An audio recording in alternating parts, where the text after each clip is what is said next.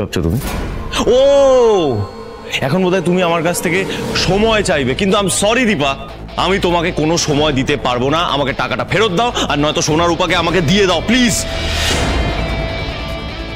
এই নিন আপনার 5 লাখ টাকা।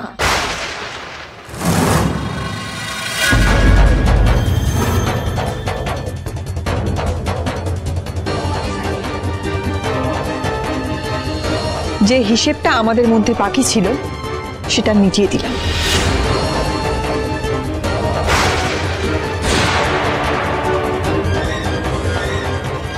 নিন ধরুন।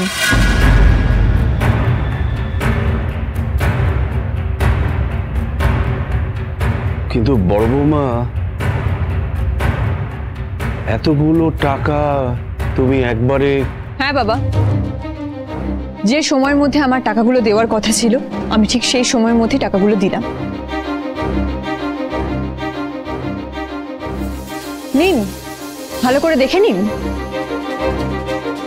হ্যাঁ জানি আপনি ভাবতে পারেননি এত কম সময়ে আমি আপনাকে টাকাগুলো ফেরত দেব, কিন্তু এটা তো জানেন দীপা যে কথাটা দেয় সেই কথাটা সে রাখার চেষ্টা করে। নিন, ভালো করে গুনে নিন টাকাগুলো, ঠিকঠাক করে টাকাগুলো দিয়েছি কিনা। শুধু দাঁড়িয়ে আছিস কেন? টাকাটা গুনে নে। It's impossible. তো কম সময়ের মধ্যে এত টাকা তুমি কোত্থেকে পেলে?